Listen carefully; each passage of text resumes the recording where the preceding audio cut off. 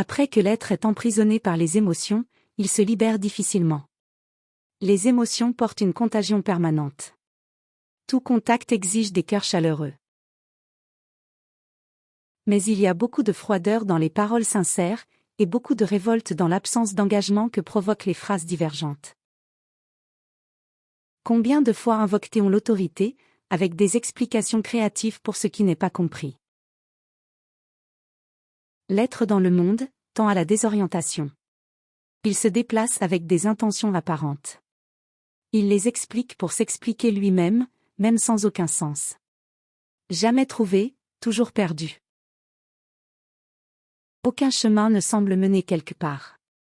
Partir et revenir ne fait que le replacer au même point du labyrinthe. Marcher, nager, ou voler, ne résolvent pas l'énigme de vivre dans l'illusion.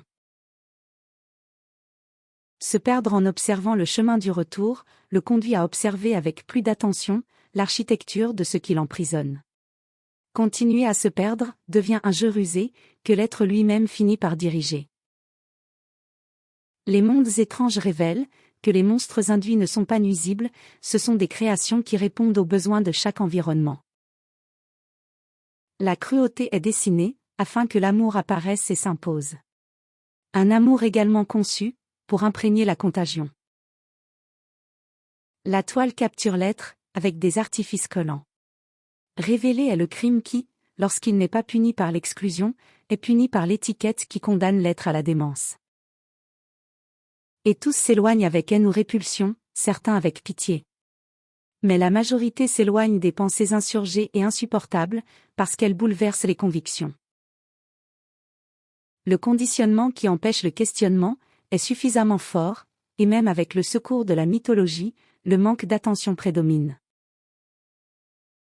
La richesse des arguments corrobore tout ce qui justifie l'existence de l'être et son insertion dans la vie.